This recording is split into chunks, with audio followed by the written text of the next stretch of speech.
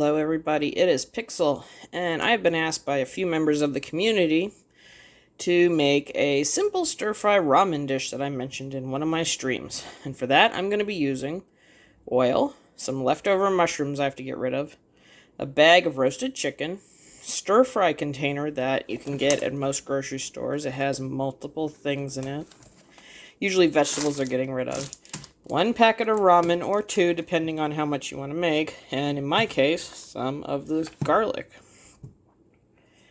That's pretty simple, guys. Let's see how it goes. First off, you're going to want to separate your ramen from your packet, and you're going to put your packet aside and cook the ramen like you would in the instructions on the packet. And while our noodles are cooking up, we're going to put a drizzle of oil. I'm putting a little bit sesame oil. Going to start frying up our veggies that are in the packet. You don't have to use all of them, just what you want to use. Since I'm only making one packet of ramen, I'll just be using part of them. Make sure we get our broccoli in.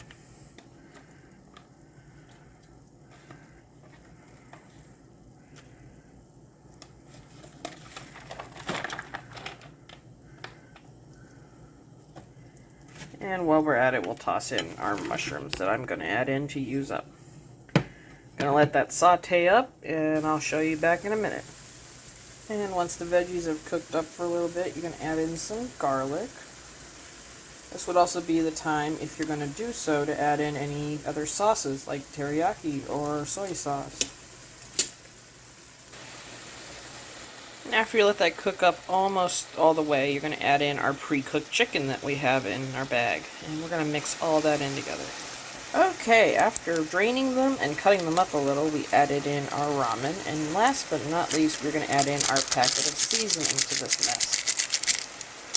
After we're going to thoroughly stir in all the noodles and chicken together and seasoning, we'll be done.